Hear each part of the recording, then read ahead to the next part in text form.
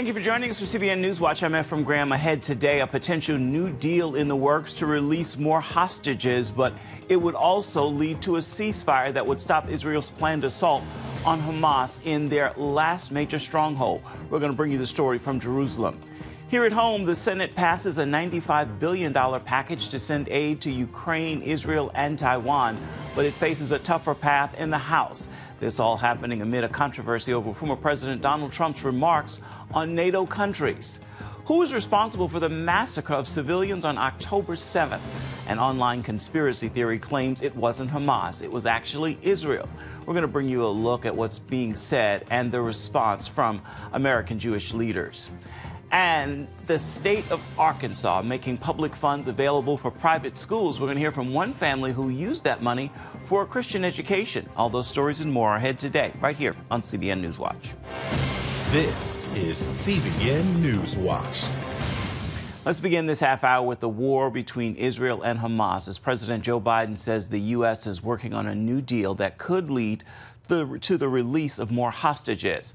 The potential agreement follows the daring raid that rescued 2 of the remaining 100 hostages, but it could stop Israel's upcoming offensive against Hamas. Chris Mitchell brings us the story now. He's in Jerusalem.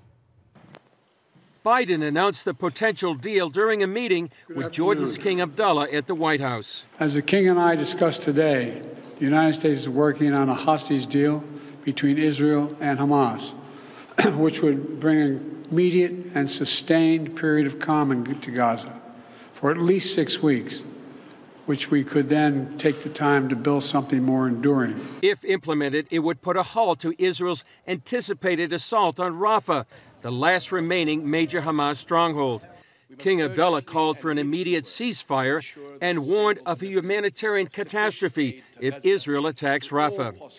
Israel is sending a delegation to Cairo for more hostage talks. Some Middle East analysts believe Egypt is working hard behind the scenes to prevent thousands of refugees from Gaza flooding into the Sinai Peninsula. Egypt's foreign minister said on Monday that Cairo is still committed to upholding its peace treaty with Israel, despite reports that the nearly 50-year-old peace deal would be in jeopardy if Israel began its offensive into Rafah. On Monday, the IDF released footage of the daring raid inside Rafah that freed 2 hostages, Israeli-Argentinians Luis Har and Fernando Marman. The IDF reportedly located the hostages on the 2nd floor of a building and rappelled with them down to the ground.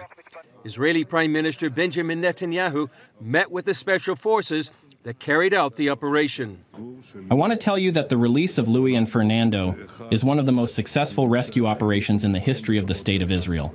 You eliminated the kidnappers, the terrorists. You made your way back to Israel unscathed. Perfect operation, perfect execution. And I want to tell you, I am so proud of you. Just days earlier, Argentinian President Javier Milei paid a solidarity visit to Israel, where he prayed at the Western Wall, met with Israeli leaders, and pledged to move the Argentine embassy to Jerusalem. And Chris joins us now from Jerusalem for more. So, Chris, are there concerns in Israel about the possible hostage ceasefire deal the president is talking about? They are right now, and something enduring is the way President Biden put it. And the concern right now is that it may slow or stop the military campaign and lose the momentum that the IDF has been building up now for months. And so what the question is, and the concern here in Israel, is this going to allow Hamas to survive? So what happens at the end of 6 weeks if they do actually implement this deal? And is this a plan by some nations to really stop Israel from winning? Benjamin Netanyahu the other day on some of the Sunday talk shows was saying that anybody that says that Israel can't go into Rafah is really stopping Israel from winning. And the reason they want to go into Rafah is that there are 4 remaining battalions of Hamas fighters in there.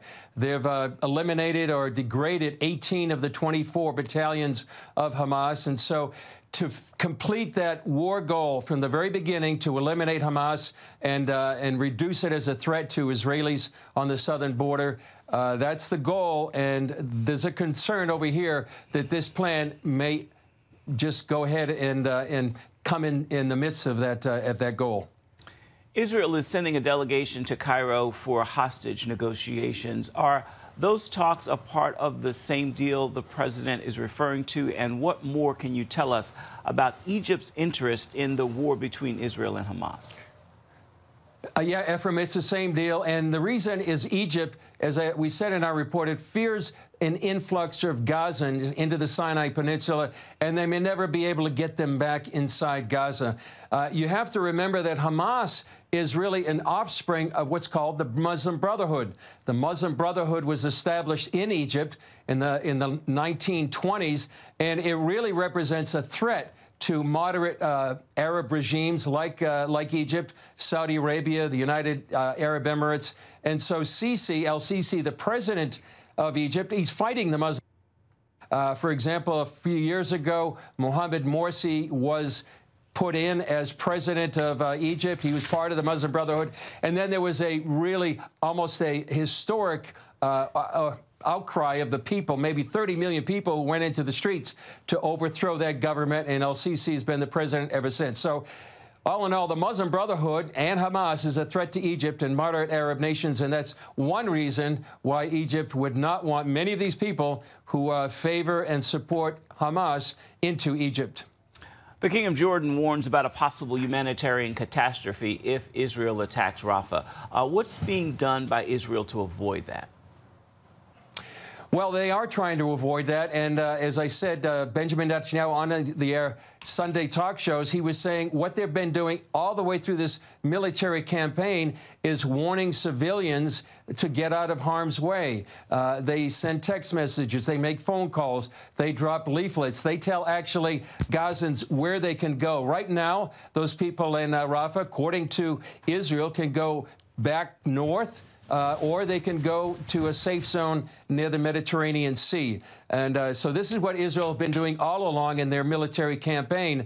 And so this is what Benjamin Netanyahu is saying, listen, we need to eliminate Hamas, and we're going to do everything we can to eliminate and reduce any harm to civilians. And one other thing, Ephraim, you know, many people, including the president yesterday, they're quoting numbers of 25,000, 27,000.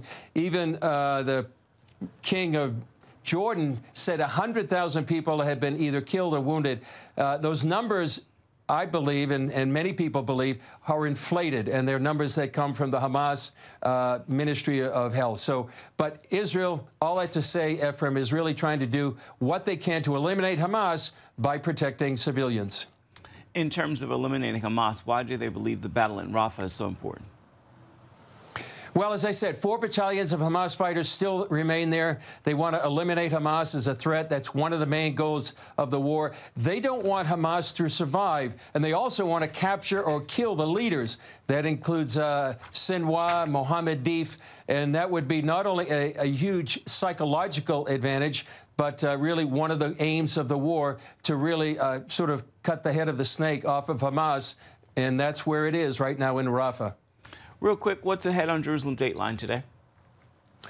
Well, we have a story about the Knesset Christian Allies Caucus. It's celebrating 20 years. That's a combination of Knesset members here in Israel's parliament and Christian leaders supporting the Jewish state. There's also a story about Franklin Graham and the Samaritan's Purse. During October 7th, there were 14 ambulances that was deliberately destroyed by Hamas. Samaritan's Purse is replacing each and every one of them. And finally, we have a story about the European Coalition for Israel. They met recently in Geneva, Switzerland, and they're doing what they can to combat anti-Semitism. All right, Chris Mitchell reporting from Jerusalem. Thanks, as always, for your insight. Stay safe and know that we back here are praying for you and our entire team there in Israel.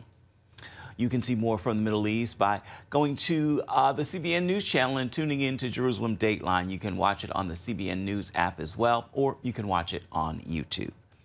Here at home, the Senate overwhelmingly passed a $95 billion aid package for Ukraine, Israel, and Taiwan after an all-night debate. As some Republicans opposed the Ukraine aid, the vote came as former president and the current favorite for the Republican nomination, Donald Trump, is facing backlash over comments about NATO members who failed to invest enough in their own national defense. Democrats and even some Republicans are pushing back against those comments. But as national security correspondent Caitlin Burke reports, the former president is doubling down.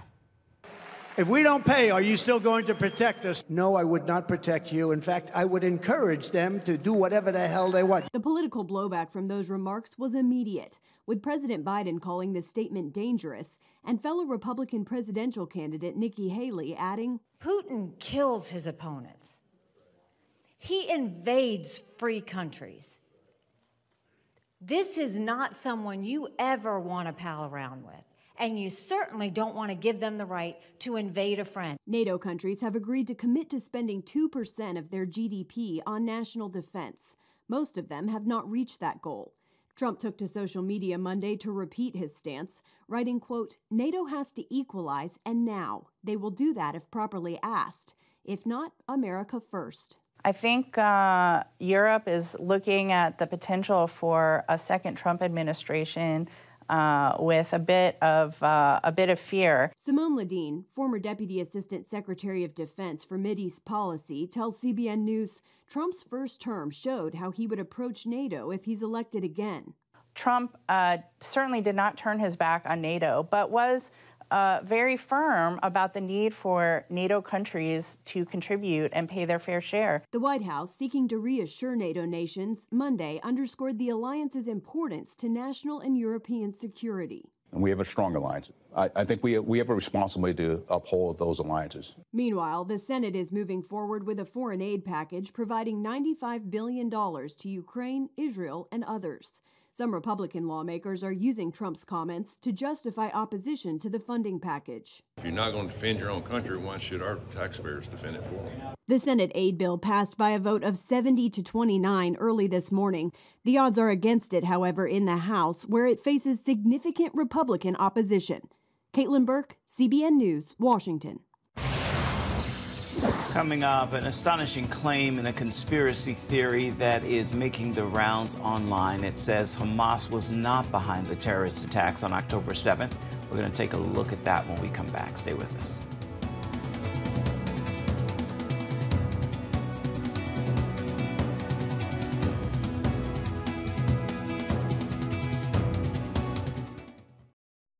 Download the CBN News app. One place for all of your news. Breaking news alerts. Watch CBN News Channel Live. CBN News, because truth matters. Get the CBN News app today.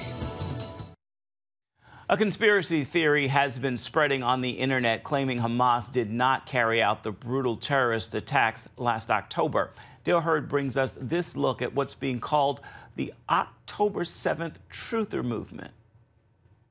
This is day 16 of your daily reminder that Israel, not Hamas, is responsible for the massacre of Israeli civilians on October 7, 2023. Called October 7th Truthers, this group believes Israel was behind the attack that killed 1,200 Israelis that fateful day. It entered the mainstream when an Oakland City employee blamed Israel for the attack during a city council meeting. There's not been beheadings of babies and rapings. Israel murdered their own people on October 7th.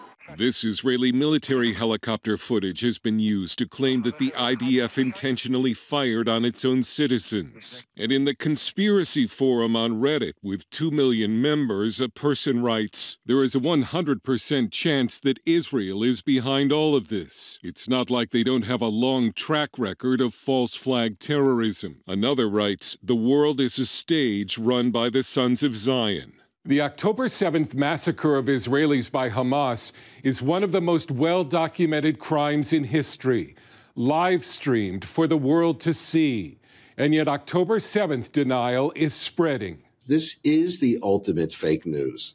Rabbi Abraham Cooper of the Simon Wiesenthal Center says anti-Semitism since October 7th has skyrocketed. And those who have not experienced it personally, all they have to do is go up on social media. It's pervasive.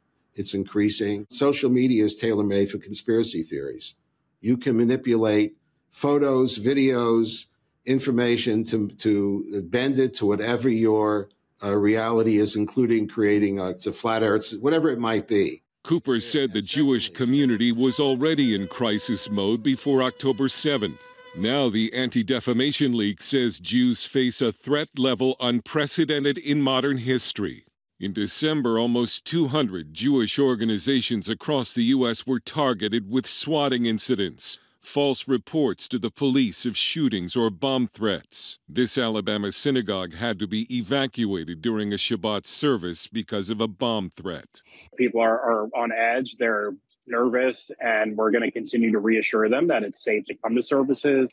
Even the anti-Semitism on college campuses is being called a false flag created by Jews. The website Gray Zone says it's a contrived campus anti-Semitism crisis. Cooper says no amount of evidence will change the minds of those who want to believe a conspiracy theory. The Nazis worked so hard to cover up their crimes and to erase evidence of the crimes. Hamas, they were live streaming it. We have people, they don't want to be confused by the facts. They don't want their worldview to be interrupted, even if it involves crimes against humanity and possible genocide. Dale Hurd, CBN News. Still ahead, a school choice program in Arkansas that offers public funds for students to attend private schools. We're going to hear from one family whose daughter used the program and got a Christian education. We've got the story for you right after this.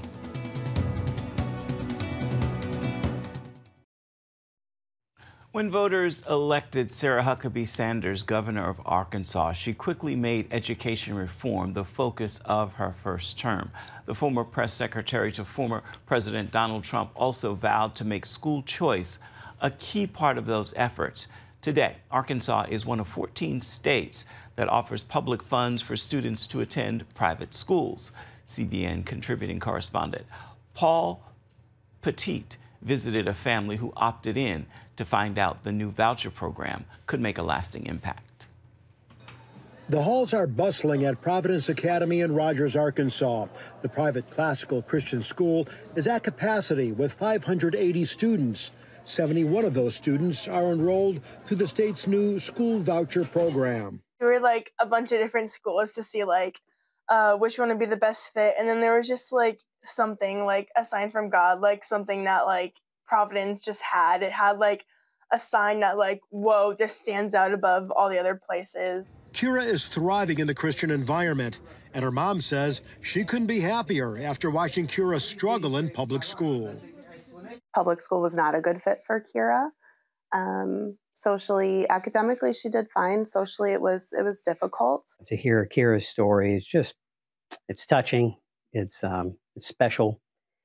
Again, to be a part of the kingdom of God and to be a part of a ministry that can invest in students in a way that impacts them potentially for the rest of their lives. School choice programs are growing nationwide. So far this year, lawmakers in 14 states have passed bills establishing school choice or expanding existing ones. 42 states introduced such bills, according to EdChoice, a nonprofit that tracks school choice policies. In fact, the proliferation of new or expanded school choice programs has advocates calling 2023 the year of universal choice. Arkansas Governor Sarah Huckabee Sanders titled her new education policy, which includes school vouchers, the LEARNS Act. Education in Arkansas is among the very worst in the country. Now, someone might argue, are we 45th, are we 48th, or whatever we are? Regardless, the reason is the fact is that we're in the bottom of education. Something drastic had to be done now. Here's how it works. Parents of students approved for school choice are set up with what's called educational freedom accounts, which provides $6,600 in public funds per student. 94 private and parochial schools in Arkansas are taking part, with nearly 5,000 students enrolled statewide. We were interested in participating for the opportunity to expand on our mission, which is to partner with parents in a classical college preparatory education to equip students with a biblical worldview, all to God's glory. So it meant to us more families to serve and to partner with, some of whom would not be able to participate in our programming if not for the LEARNS Act and the funding. But the LEARNS Act didn't pass without a fight, including protests and a failed attempted statewide referendum. Well, I think the state of Arkansas is charged by our Constitution with educating kids. It doesn't say educate them with a public school education. It doesn't say education with any particular way. And so we take that as what is the best way to educate all kids, and it's with choice and with option. Senator Hester says the final peg of pushing school choice through the Arkansas state legislature and implementing it with educators meant finding someone who's done it before. Governor Sanders contacted the office of Florida Governor Ron DeSantis and hired away their Secretary of Education, Jacob Oliva. Secretary Oliva was the key for passing this legislation, and he will be the key for success in this legislation. Providence Academy and all private schools plan to give annual tests to voucher students to assess their learning. Kira's mom says what's harder to measure but evident is the way a Christian education has impacted her daughter's mental health. She's happy. She comes out of school smiling. She has friends. She has a group of friends that she never had before, and they accept her for who she is, and they love her for who she is. It makes me feel really good to know that some kids that were getting lost in the shuffle now are going to get to go shine somewhere else. And again, I've said this a lot of times, but every kid's not going to fit in the same box. It is imperative that we have more options that parents get the lead on. Kira says she's glad she was led to Providence Academy. Their motto is like building leaders for Christ. So they're building leaders for the Lord. They give you great education, and they really prepare you for like life. In Rogers, Arkansas, Paul Petit, CBN News. We're back with an encouraging word for your day ahead. Stay with us. Get your daily quick start from CBN News. A quick read on the important news of the day delivered right to your inbox. Stay current on breaking news, politics, and entertainment. Go to quickstart.news and subscribe today. Welcome back. Time now for your Tuesday Tweetable. And today I share this message and hope you'll post, tag, tweet, and share it with those in your circles of influence. Faith is not just believing. Faith demands doing. It requires action. Put feet to your faith and move. With that word, I encourage you to make this a terrific Tuesday and be sure to have yourself a wonderful rest of the week. Well, that will do it for this edition of CBN NewsWatch. I remind you, you can always find more of our news programs on the CBN News channel. You can find them there at any time as well as online. That is cbnnews.com. We look forward to seeing you right back here same time tomorrow. Goodbye and God bless.